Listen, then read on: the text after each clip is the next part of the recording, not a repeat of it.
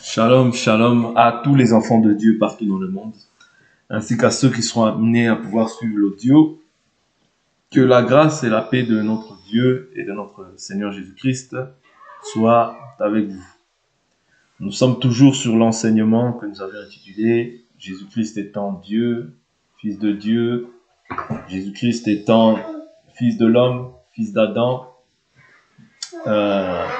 roi, prophète ». Donc c'est ces choses-là sur lesquelles nous sommes en train de nous édifier par la grâce du Seigneur. Et le Seigneur est en train de nous conduire jusqu'à ce jour. Nous avions développé déjà le premier aspect, Jésus-Christ étant Fils de Dieu. Nous avons vu aussi Jésus-Christ étant Dieu. Okay. Nous avons vu Jésus-Christ, nous sommes en train de voir Jésus-Christ étant Fils de l'homme, par la grâce du Seigneur. Et nous avons vu aussi Jésus-Christ étant le Saint-Esprit. Donc tout cela, toutes ces choses-là nous amènent à voir les différents rôles que Dieu a pris comme étant Dieu, comme étant Fils, comme étant Saint-Esprit, comme étant Fils de l'homme, Fils de Dieu. Ouais. Nous emmène à comprendre en fait la divinité, tout simplement. Okay? Parce que c'est un seul et même Dieu qui a agi au travers du Fils, qui a agi au travers du Saint-Esprit, qui a agi en tant que Fils de l'homme, qui a agi en tant que Saint-Esprit. Voilà, toutes ces choses-là, nous sommes en train de les résumer par la grâce du Seigneur. Mais nous voyons les choses point par point afin d'apporter une clarification à tout ce que nous sommes en train de dire. Je pense qu'après cet enseignement, il n'y aura plus d'ambiguïté quant à ce qui concerne tous ces attributs ou bien tous les rôles ou bien les fonctions que le Père a joué, ou bien que le Père tous les noms que le Père a pris, comme Fils de l'homme, comme Fils d'Adam, comme Fils de David. Ça nous permet de pouvoir aussi comprendre pour quelles raisons on parle de Jésus étant Fils de l'homme, Fils de Dieu. Voilà. Donc, prenons nos Bibles comme à l'habitude, comme à la coutume, et nous allons débuter notre enseignement par la grâce de Dieu. Donc, je pense que nous étions arrêtés à Jésus-Christ étant Fils de l'homme. Et nous avons vu que, étant Fils de l'homme, il vient pour une mission. Okay? Il vient pour une mission. Et la mission du Fils de l'homme, nous l'avions vu premièrement dans la loi. Quand je dis dans la loi, dans les prophètes. Okay? Dans les prophètes, nous voyons que lorsque le Seigneur appelle Ézéchiel, il le prénomme Fils de l'homme. Vous voyez? Il le prénomme Fils de l'homme. Et je crois qu'aussi Jérémie est appelé aussi Fils de l'homme, si mes souvenirs sont bons. Ouais, si mes souvenirs sont bons. Mais nous avions épinglé la dernière fois que le livre d'Ézéchiel, okay? Que le livre d'Ézéchiel, et voilà, que le livre d'Ézéchiel où il est fait mention du Fils de l'homme. Donc nous avons vu que étant Fils de l'homme, il vient pour souffrir. Il vient pour souffrir. Pourquoi pour souffrir? C'est-à-dire partager les peines, les souffrances du peuple. Mais les prophètes étaient envoyés en Israël. Pourquoi? Pour ramener en fait le peuple qui s'est détourné de la vraie adoration à la véritable adoration. Voilà pourquoi aussi, dans d'autres termes, nous pouvons voir aussi Jésus d'une manière similaire aux prophètes, qui vient aussi pour pouvoir dire voici Dieu est esprit, il faut que ceux qui l'adorent en esprit et en vérité. Et souvent, du moins dans Matthieu 16, lorsque les gens voient, les disciples, les apôtres voient Jésus, Jésus leur dit « Qui dit-on que je suis, moi, le Fils de l'homme ?» Et qu'est-ce qu'ils disent de lui? Dans Matthieu 16, prenons nos Bibles, hein. Matthieu 16, on va lire ensemble. Matthieu 16, je prends à partir du verset 13. L'Écriture dit « Jésus arrivé sur le territoire de Césarée de Philippe posa cette question à ses disciples. Au dire des gens, qui suis-je, moi, le Fils de l'homme? Vous voyez, c'est-à-dire qu'ici, il ne se présente pas comme Fils de Dieu, mais il se présente comme Fils de l'homme. Vous voyez? Et quelle est sa réponse? Quelle est la réponse qui est très importante? Il dit, ils répondirent, les uns disent Jean-Baptiste. Vous voyez, c'est-à-dire qu'il le catégorise comme un prophète. Parce que Jean-Baptiste est le dernier et le plus grand des prophètes. Et il dit, d'autres, Élie. Donc, il le catégorise aussi comme Élie. Vous voyez? C'est pour ça que je vous ai dit qu'en tant que fils de l'homme, il vient comme un prophète. Ouais, parce que le prophète, qu'est-ce qu'il faisait? Il apportait le jugement au milieu du peuple. Il était le prophète, c'est la bouche de Dieu. Vous comprenez? Le prophète, c'est la bouche de Dieu, c'est-à-dire qu'il amène le jugement au milieu du peuple, afin que le peuple revienne à la véritable adoration. Ok? Voilà pourquoi on le cite comme étant Jean-Baptiste, mais comme étant Élie. D'autres disent Jérémie, ou l'un des prophètes. Vous voyez? C'est-à-dire qu'en tant que fils de l'homme, il vient comme un prophète. Pourquoi? Comme je le répète, le prophète était amené pour pouvoir apporter un jugement. Vous voyez? Le peuple s'est détourné de la volonté de Dieu. Le prophète vient pour ramener les gens à la véritable adoration. C'est pourquoi Jésus, on pouvait le voir aussi, lorsqu'il se présentait devant les pharisiens, il disait « Malheur à vous pharisiens ». Malheur à vous pharisiens, malheur à vous pharisiens. Vous voyez? C'est-à-dire que, et cela, en fait, l'a précipité à la mort. Bien que nous savons que Jésus n'est pas mort avant le temps, mais il est mort au temps fixé par Dieu. Vous voyez? Mais néanmoins, nous croyons aussi, c'est parce qu'il a dit qu'il est fils de Dieu, et toutes ces choses-là, en fait, qui poussaient le peuple à pouvoir venir le tuer. Ok? Donc, étant fils de l'homme, comme je le répète, il vient pour pouvoir apporter un jugement. Voilà pourquoi il y a une écriture qui dit dans le livre de Luc, si je ne m'abuse, une écriture qui dit dans le livre de Luc, si je trouve cette écriture, gloire à Dieu, que le Seigneur soit glorifié. Alors, il est dit, il a un baptême dont je dois être baptisé. Non. J'aimerais bien trouver cette écriture. Ça va vraiment nous aider. Si je ne trouve pas, c'est pas grave. On avancera, on le trouvera par la suite, Dieu voulant. Alors, je crois que c'est Luc qui parle de ça. Si c'est pas Luc, c'est peut-être Jean. Alors, il dit, je suis venu amener un jugement sur la terre.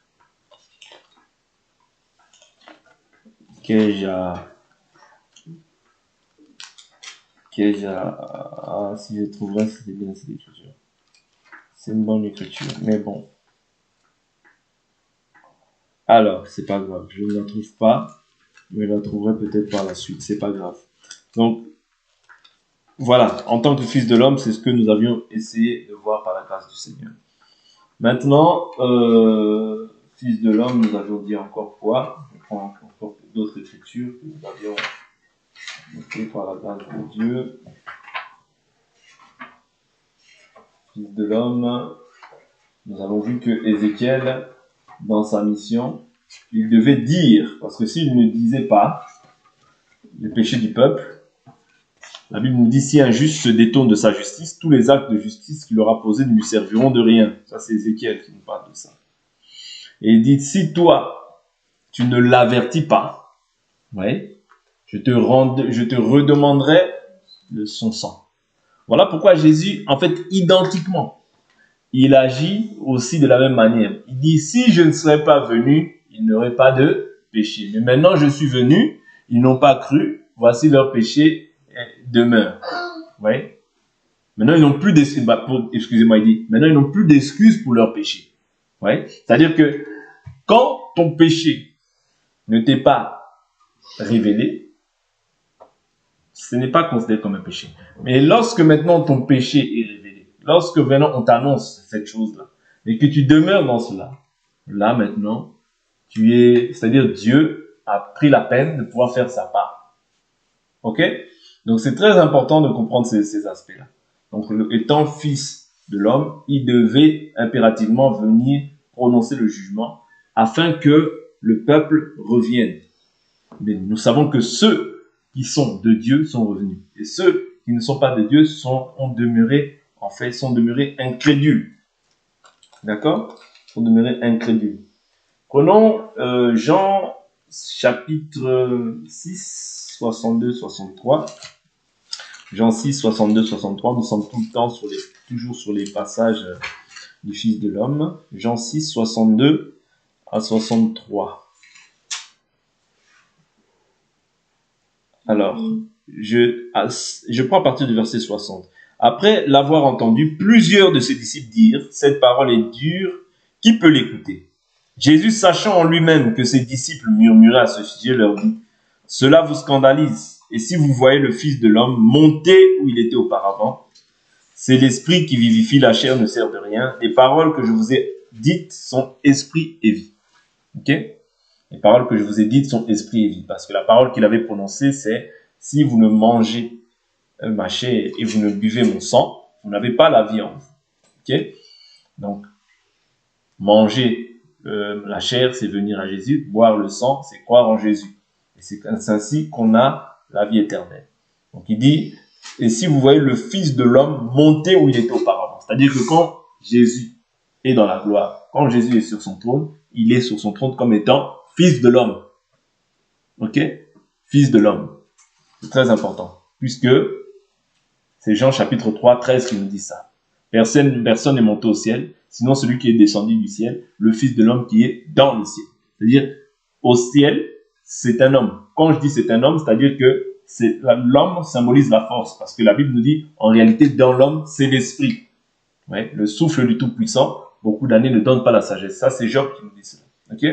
Donc, Dieu, sur son trône, il prend la position d'un homme. Pas d'un homme physique, mais d'un homme, c'est-à-dire qui est le symbole de la force. D'un homme qui est le symbole de l'esprit. Ok? Donc, nous avançons. Jean, chapitre 8, là, nous allons prendre les versets. Jean, chapitre 8, 25, 29. Je lis. Qui es-tu? Lui dirent-ils. Jésus leur répondit d'abord, pourquoi vous parlerai-je? J'ai à votre sujet beaucoup à dire et à juger. Ouais, beaucoup à dire et à juger. Mais celui qui m'a envoyé est vrai. Et ce que j'ai entendu de lui, je le dis au monde. Ils ne comprirent pas qu'il leur parlait du Père. Jésus donc leur dit, quand vous aurez élevé le Fils de l'homme, ouais, c'est-à-dire quand Jésus entre dans la gloire, quand Jésus est élevé, ouais, il est élevé comme étant Fils de l'homme. Pas comme Fils de Dieu, mais comme Fils de l'homme. Ok? Parce qu'il reprend la position, en fait, de l'homme, de l'esprit. D'accord? Donc, c'est ce qu'il faut comprendre. Alors, vous connaîtrez que je suis. Ouais, vous connaîtrez que je suis. Ouais, c'est-à-dire que là, il se met encore, quand il dit que je suis, c'est-à-dire qu'il se met encore dans la position de Dieu. Exode 3,14, nous l'avions vu. C'est-à-dire que quand il dit vous connaîtrez que je suis, c'est-à-dire qu'il prend l'écriture là où Dieu avait dit à Moïse, je suis celui qui est. Okay? Et que je ne fais rien de moi-même, mais que je parle selon que le Père m'a enseigné. D'accord? Donc là, il prend encore la position de Fils de l'homme. D'accord? Jean 9, 35, 41. Jean 9, 35, 41. Je suis. Tu veux lire? Vas-y. Lis à haute voix. Jésus apprit qu'il l'avait chassé. L'ayant rencontré, il lui dit, crois-tu au Fils de Dieu? Il répondit, et qui est le Seigneur afin que je croie en lui? Tu l'as vu, lui dit Jésus, et celui qui te parle, c'est lui. Alors il dit, je crois Seigneur, et il se prosterna devant lui. Puis Jésus dit, je suis venu dans ce monde pour un jugement, pour que ceux qui ne voient pas voient, et pour que ceux qui voient deviennent aveugles. Amen. Vous voyez? Donc moi, toi, dans ta version, il y a marqué Fils de Dieu. Et moi, dans ma version, il y a marqué Fils de l'homme. Je vais lire dans ma version, verset 35, il dit « Jésus apprit qu'il l'avait jeté dehors. » Ça, c'est l'aveugle-né. Hein. Il le trouva et lui dit « Crois-tu au Fils de l'homme ?» Il lui répondit « Qui est-il, Seigneur, afin que je croie en lui ?» « Tu l'as vu, lui dit Jésus, et celui qui te parle, c'est lui. » Alors il dit « Je crois, Seigneur », et il l'adora. Ouais. Encore une fois, là, on parle d'adoration. Ok? Et il l'adora. C'est-à-dire que l'adoration, c'est-à-dire il prend la place de Dieu. Ouais. Parce que tu ne te prosterneras pas devant tu n'adoreras le Seigneur ton Dieu seul, et à lui seul tu rendras un culte. Ok? À lui seul tu rendras un culte. Donc c'est très important que là, il prend aussi la position de fils de l'homme. Oui, parce que n'oubliez pas, dans l'homme, c'est l'esprit. Ok? Continuons notre marche. On a bientôt fini avec les versets que nous sommes en train de partager sur fils de l'homme. Donc nous avons, excusez-moi, j'ai pas terminé là. Il dit quelques pharisiens qui étaient avec lui, après avoir entendu ces paroles, lui dire « Nous aussi sommes-nous aveugles ?» Vous voyez? Pourquoi il parle d'aveugle, du fait d'être aveugle? Il dit « Je suis venu dans ce monde pour un jugement. » Vous voyez? Comme fils de l'homme, je vous ai dit, il vient pour juger. Il vient pour juger parce qu'il vient comme étant un prophète. Je répète les mêmes choses pour que ça soit bien ancré en nous. Comme étant fils de l'homme, il vient pour juger. Il vient pour juger les actions des hommes. Voilà pourquoi il dit, quelques pharisiens qui étaient avec lui, après avoir entendu ces paroles, lui dire, nous aussi sommes-nous aveugles. Jésus leur répondit, si vous étiez aveugles, vous n'auriez pas de péché. Mais maintenant, vous dites, nous voyons aussi votre péché demeurer. C'est-à-dire que si tu vois, ton péché ne peut plus demeurer. Ok? C'est ça. C'est-à-dire le péché, c'est quand tu es aveugle. Mais quand tu vois, ton péché ne peut plus demeurer. D'accord? Donc c'est très important ces aspects-là. Même pour notre marche à nous aussi, ça, c'est une instruction. Quand tu vois, ton péché ne peut plus demeurer. Ok. Jean 12, versets 31 à 36. Jean 12, 31 à 36. Jean 12, versets 31 à 36. Maintenant, c'est le jugement de ce monde. Maintenant, le prince de ce monde sera jeté dehors. Et moi, quand j'aurai été élevé de la terre, j'attirerai tous les hommes à moi. Il disait cela pour indiquer de quelle mort il devrait mourir. La foule lui répondit, nous avons appris par la loi que le Christ demeure éternellement. Comment donc dis-tu, il faut que le Fils de l'homme soit élevé? Qui est ce Fils de l'homme? Oui. Jésus leur dit, la lumière est encore pour peu de temps parmi vous. Marchez pendant que vous avez la lumière, afin que les ténèbres ne vous surprennent pas. Celui qui marche dans les ténèbres ne sait pas où il va. Pendant que vous avez la lumière, croyez en la lumière, afin que vous deveniez des enfants de lumière. Donc, à la fois, il annonce sa mort, mais à la fois, il annonce aussi, c'est-à-dire, à la fois, il annonce la mort, il annonce un jugement, il annonce aussi son élévation, c'est-à-dire qu'il doit maintenant être glorifié, c'est-à-dire il doit repartir dans la gloire. Parce que l'élévation, c'est en quelque sorte, quand il va mourir, ressusciter, on parle de la glorification. Ça, on l'a déjà vu, c'est lorsqu'il va revêtir un corps de gloire. Oui. Et ce n'est qu'à ce moment-là, quand il sera dans la gloire, qu'il pourra attirer les hommes à lui. Parce que si le grain de blé ne tombe en terre, il reste seul. Il parle de sa propre mort. En fait. Il annonce sa propre mort. Mais s'il meurt, il porte comment? Beaucoup de fruits. Ok? Donc sa mort à Jésus, c'était aussi pour qu'il puisse porter du fruit partout dans le monde. Oui. Donc c'est très important de comprendre ça. Donc il parle de sa mort. Il parle du fait que il parle du fait qu'il doit être élevé. Il parle du fait qu'il maintenant il enseigne, c'est-à-dire en sorte que voilà, il est la lumière et que nous devons croire en cette lumière pour ne pas marcher dans les ténèbres. Donc si tu ne crois pas en cette lumière, tu seras toujours dans les ténèbres, quoi qu'il arrive. Okay? Donc c'est très important l'aspect de l'enseignement qu'il est en train de donner.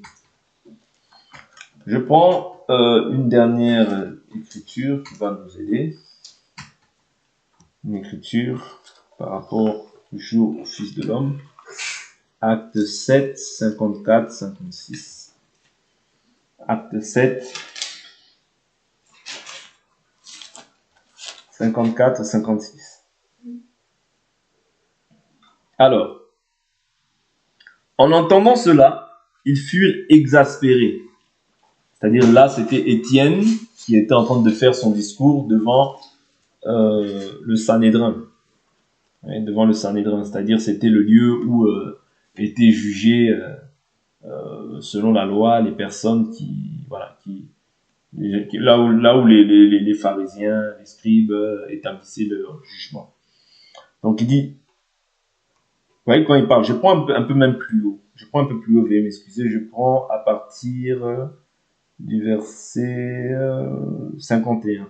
Il dit, homme au cou raide, incirconcis de cœur et d'oreille, vous vous opposez toujours au Saint-Esprit, vous comme vos pères. Lequel des prophètes vos pères n'ont-ils pas persécuté? C'est-à-dire que là, il parle aussi comme étant un prophète, comme étant fils de l'homme aussi. Pourquoi? Parce qu'il annonce un jugement. Vous voyez? Il annonce un jugement.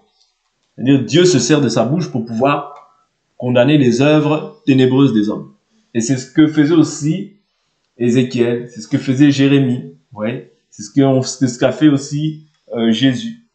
Il dit, lequel des prophètes vos pères n'ont-ils pas persécuté? Ils ont mis à mort ceux qui annonçaient à l'avance la venue du juste, dont vous vous êtes devenus maintenant les meurtriers après l'avoir livré. Vous qui avez reçu la loi sur l'ordre des anges et qui ne l'avez pas gardée. En entendant cela, ils furent exaspérés dans leur cœur et ils grinçaient des dents contre lui. Mais Étienne, rempli d'Esprit Saint, fixa les regards vers le ciel et vit la gloire de Dieu et Jésus debout à la droite de Dieu. Il dit, voici, je vois les cieux ouverts et le Fils de l'homme debout à la droite de Dieu. Oui. Le Fils de l'homme debout à la droite de Dieu. Beaucoup, par cette écriture, disent, vous voyez, donc il y a Dieu et il y a le Fils de Dieu qui est debout à la droite de Dieu, comme s'il y avait deux dieux. Non. La droite, si on prend plusieurs versets de l'Ancien Testament, symbolise simplement la puissance, la force. Oui. La droite de Dieu symbolise la force, la puissance de Dieu. Il n'y a pas deux dieux, il n'y a qu'un seul Dieu. Oui. Parce que là, il est écrit, il dit, voici, je vois les cieux ouverts, et le Fils de l'homme debout à la droite de Dieu. Oui. Beaucoup vont interpréter ça comme si il y avait Dieu et Jésus debout à la droite de Dieu. Non. C'est un langage. Voilà pourquoi les Écritures doivent être interprétées. Parce que la Bible nous dit, mes paroles sont esprit et vie. C'est-à-dire que c'est l'esprit qui donne la vie, qui donne un sens à certaines écritures. Okay? Il y a des écritures qui sont claires, mais il y a des écritures qu'on doit interpréter. Vous voyez? Quand on parle de la droite ici, on parle c'est-à-dire de la puissance de Dieu. Okay? Mais c'est qui est debout? C'est le Fils de l'homme. Parce que il a dit, personne n'est monté au ciel, si ce n'est celui qui est descendu du ciel, le Fils de l'homme qui est dans le ciel. C'est-à-dire que le Fils de Dieu était sur la terre, mais c'est-à-dire étant qu'esprit, il était aussi au ciel. Ok? Donc ça, c'est la communication aussi dans la divinité. Ok? Avançons. Je continue, il dit voici verset 57, ils crièrent alors d'une voix forte en se bouchant les oreilles et ils se précipitèrent tous ensemble sur lui. Le chassèrent hors de la ville et le lapidèrent. Les témoins avaient déposé leurs vêtements au pied d'un jeune homme appelé Saul. Ils lapidèrent Étienne qui priait et disait, Seigneur Jésus, reçois mon esprit. Puis il se mit à genoux et s'écria d'une voix forte, Seigneur, ne les charge pas de ce péché. Et après avoir dit cela, il s'endormit. S'endormir ici, ça veut dire mourir. Ok? S'endormir, ça veut dire mourir. Donc c'est pas un sommeil comme ça, non. S'endormir, c'est mourir. C'est pour ça que je vous ai dit que la Bible, c'est un langage codé. Je te loue, Père, de ce que tu as caché ces choses aux sages et aux intelligents, mais de ce que tu les as révélées aux enfants. C'est-à-dire que la Bible, il faut en avoir aussi la révélation. Vous voyez? Parce que la révélation de tes paroles est claire, elle donne l'intelligence au simple. C'est très important. Donc ici, Étienne meurt comme étant aussi fils de l'homme, en apportant le jugement. Ouais, en apportant un jugement afin que les gens se repentent. Mais, comme il meurt comme un prophète, ouais, ils doivent aussi, ils doivent aussi le lapider. Parce que tous les prophètes sont morts de la sorte. Lapidés, ou bien, emprisonnés. Voilà, il y a toujours eu, en fait, lorsque Dieu s'exprime, il y a toujours eu une rébellion, une contestation. Voilà pourquoi il dit, vous vous opposez toujours au Saint-Esprit. Et l'opposant par excellence, c'est qui? C'est le diable. Maintenant, tous ceux qui ne sont pas habités de l'Esprit de Christ vont aussi agir de la sorte. Parce que quand l'Esprit de Dieu parle, quand Dieu vient au milieu d'un peuple rebelle, incirconcis, auprès de son peuple, et qui voit son peuple dans le désordre, Dieu doit susciter toujours une bouche qui va venir ramener en fait le peuple à la véritable adoration. Quand le peuple vit dans le désordre, Dieu doit susciter quelqu'un pour venir ramener le peuple à marcher dans la droiture. C'est comme ça, Dieu. Ouais. Mais généralement, celui qui parle, c'est celui qui va être lapidé. Parce que les gens, en fait, aiment se complaire dans la mauvaise vie. Mais quand il y a la mauvaise vie, Dieu doit aussi susciter une personne qui va utiliser pour parler, pour annoncer un message, afin que les gens reviennent à la véritable adoration, à une adoration pure, saine, inattaquée. C'est-à-dire pour que Dieu soit glorifié au milieu de nous. Parce que la Bible nous dit que Dieu est aussi un feu dévorant. Ouais. Notre Dieu est aussi un feu dévorant. C'est-à-dire que, étant que feu dévorant, lorsqu'il vient comme ça, lorsqu'il vient pour annoncer un jugement au milieu des saints, il est comme un feu dévorant. Ouais. Parce que la Bible nous dit quoi? Ça, c'est Hébreux 13 qui nous parle de ça. Je prends cette écriture rapidement qui m'est venue à l'esprit. Notre Dieu est aussi un feu dévorant. Ça veut dire que, c'est pour ça que la Bible dit le jugement commencera par la maison de Dieu. Ok? Le jugement doit commencer par la maison de Dieu. Quand on juge, Dieu t'utilise comme étant fils de l'homme. Ouais. Je prends Hébreux 13 et je vais prendre un Pierre et on va s'arrêter là. Livre de Pierre, après on va s'arrêter là. Je prends Hébreux 13.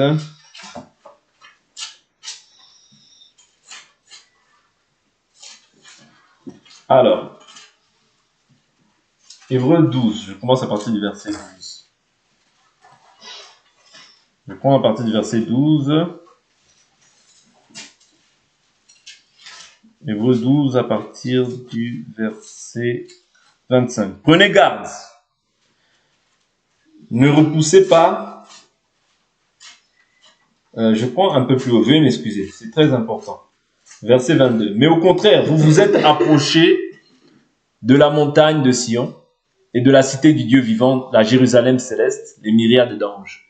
Ça, c'est de ceux que nous sommes approchés. Quand tu t'approches de Dieu, vous voyez, tu t'approches nous sommes approchés quoi? De la Jérusalem céleste, ouais, de la montagne de Sion, de la cité du Dieu vivant, ok, des myriades d'anges, de la réunion et de l'assemblée des premiers-nés. C'est ce que l'Église des saints forme. C'est ce que les croyants qui ont été sanctifiés par la parole de Dieu, lorsqu'ils s'assemblent, vous voyez, nous nous rassemblons en fait de la sorte. Nous sommes la Jérusalem céleste, nous sommes la cité du Dieu vivant, vous voyez, des myriades d'anges, ok, de la réunion et de l'assemblée des premiers-nés, inscrits dans les cieux. Et quand tu as cru, tu es inscrit, ton nom est inscrit dans les cieux, ok, de Dieu, juge de tous des esprits des justes parvenus à la perfection. Donc Dieu est le juge de tous des esprits des justes parvenus à la perfection. De Jésus, médiateur d'une nouvelle alliance, et du sang de l'aspersion qui parle mieux que celui d'Abel. Ok?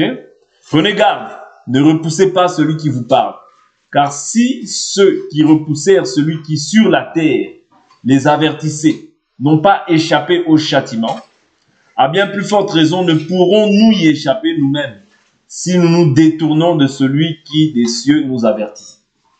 Donc, qu'est-ce que fait Dieu des cieux? il nous avertit. Ok?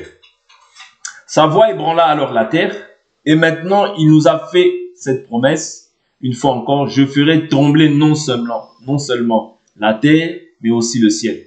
Ces mots, une fois encore, montrent que les éléments ébranlés seront mis à l'écart en tant que créés, afin que subsiste ce qui n'est pas ébranlé. C'est pourquoi, puisque nous recevons un royaume inébranlable, ayons de la reconnaissance en rendant à Dieu un culte qui lui soit agréable avec piété et avec crainte. Avec comment? Piété, c'est-à-dire les règles. La piété, c'est quoi? C'est l'observation des règles. Oui. Quand on se dit, par exemple, on se réunit à telle heure, c'est la piété. C'est-à-dire que quand on s'efforce de pouvoir le faire, c'est-à-dire qu'on respecte les règles de Dieu. On ne peut pas venir quand on est pieux, c'est-à-dire qu'il y a des choses qu'on doit respecter. Okay? Il y a des règles qu'on doit mettre en pratique parce que Dieu est un Dieu saint. Ne prenez pas ces choses-là à la légère. Nous servons un Dieu saint. Voilà pourquoi quand Dieu est au milieu de son peuple, il y a des choses, même les choses cachées, Dieu va les révéler. D'une manière ou d'une autre, Dieu va finir par les révéler. Oui? Parce que la Bible nous dit, car notre Dieu est aussi un feu dévorant. Voilà pourquoi même sous la loi, nous voyons que lorsque les Israélites se rebellaient, Dieu frappait, Dieu châtiait. Ouais, Dieu châtiait directement. Okay? Donc c'est très important de comprendre que il est le même hier, aujourd'hui et éternellement. Okay? Il est le même. Donc voilà pourquoi nous devons nous efforcer à lui être agréable dans tout ce que nous entreprenons. Nous finissons dans le livre de Pierre, 1 Pierre ou 2 Pierre, je crois. 1 Pierre ou 2 Pierre, je crois que c'est 1 Pierre qui parle de ça. Alors, 1 Pierre chapitre 1,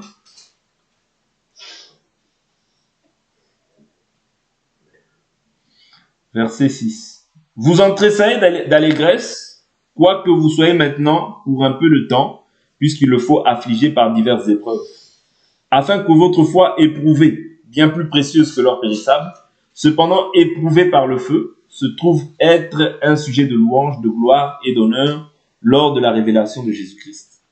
Vous voyez? Donc ici, il nous parle que notre foi doit être éprouvée par le feu. Ça, c'est les épreuves. Mais dans le livre toujours dans le livre de Pierre, il nous dit, dans le livre de 1 Pierre 4, verset 16, il nous dit, verset 17, il nous dit, car c'est le moment où le jugement va commencer par la maison de Dieu. Or, si c'est par nous qu'il débute, quelle sera la fin de ceux qui n'obéissent pas à l'évangile de Dieu? Et si le juste est sauvé difficilement, que deviendra celui qui est impie et pécheur?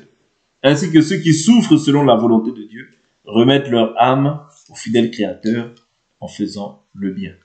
D'accord? Donc c'est ce que tout enfant de Dieu doit s'efforcer à faire.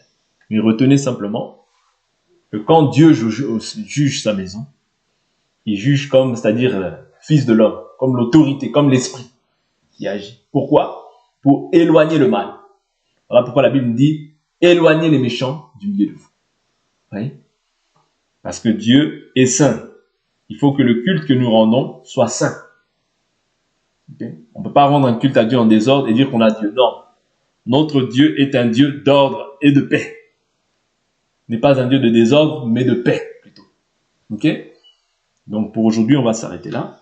On va prier au nom de Jésus-Christ.